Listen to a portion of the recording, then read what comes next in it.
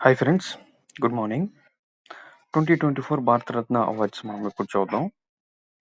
మనకి 5 మెంబర్స్‌కి భారతరత్న అవార్డు ఇవ్వడం జరిగింది. వాళ్ళ పేర్లు లెఫ్ట్ సైడ్ ఇచ్చాను.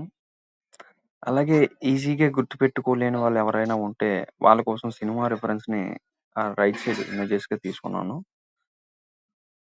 ఫస్ట్ టైం మనకి కర్పూరి ఠాగూర్ గారికి భారతరత్న అవార్డు ఇవ్వడం జరిగింది. సో, రిఫరెన్స్‌గా పక్కన 'ఠాగూర్' సినిమాలో చిరంజీవి గారిని రిఫరెన్స్‌గా తీసుకున్నాం. నెక్స్ట్ పివి నరసింహారావు గారికి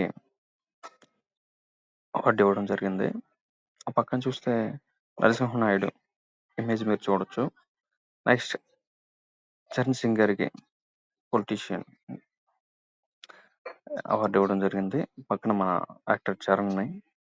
ఆ కింద ఎంఎస్ స్వామినాథన్ గారికి అవార్డు ఇవ్వడం జరిగింది.